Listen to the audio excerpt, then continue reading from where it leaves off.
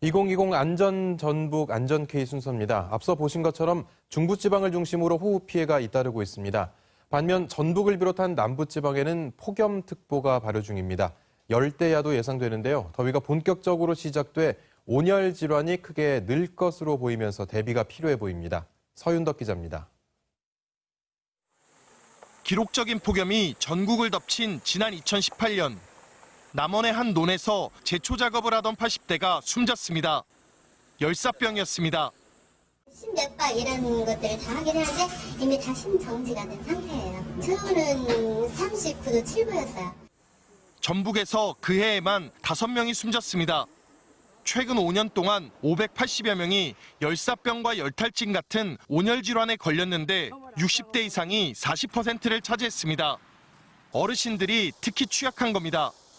고령 인구 비율이 높고 밖에서 일하는 시간이 긴 농촌에서는 위험성이 더 커집니다. 뙤약볕 아래서 어르신이 당근을 수확합니다. 이마에 금세 땀방울이 맺힙니다. 열화상 카메라로 봤습니다.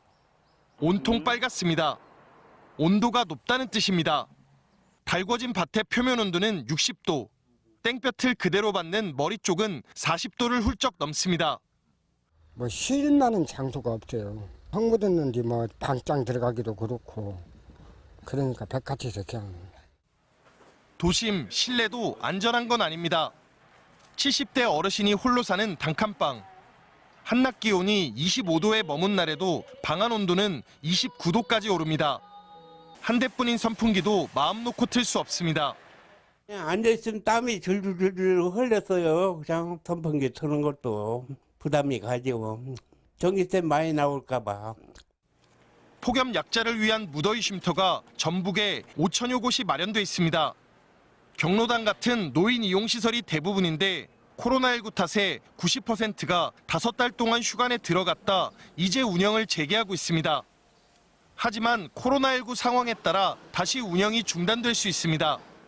개관 여부에 대해서는 보건복지부에서 주관이 돼서 공문을 시간하는데 생활수건특위 2단계로 좀 격상이 되면 다시 문을 닫는 것으로. 이런 가운데 예년보다 길었던 장마가 끝나는 대로 본격적인 더위가 시작될 것으로 보입니다.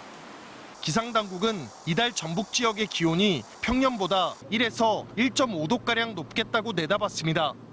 지난달 31일 장맛비가 그치자마자 폭염특보가 내려지는 등 온열 질환의 대비가 필요합니다. 온열 질환은 높은 온도에 노출된 시간에 따라 체온이 오르면서 단계적으로 상태가 나빠지는 질병입니다. 메스꺼움 등 초기 증세가 나타날 때 대응하면 최악의 상황을 피할 수 있다는 뜻입니다. 어떤 이상 증상이 생기면 바로 시원한 환경에서 휴식을 취하는 게 중요하겠습니다. 또한 목이 마르지 않더라도 자주 수분을 보충해 주셔야 되고요. 위급 상황에 대처할 수 있도록 폭염특보가 내려지면 바깥 활동을 최소화하고 특히 혼자 일하지 말아야 합니다. 논과 밭, 공사장과 같은 야외는 물론 비닐하우스 등 밀폐된 공간에서도 주의해야 합니다. 코로나19로 더 고립될 수밖에 없는 폭염 취약계층을 위한 단기 대책과 녹지 확대 등 열섬 현상을 해소하기 위한 장기 대책도 필요해 보입니다. KBS 뉴스 서윤덕입니다.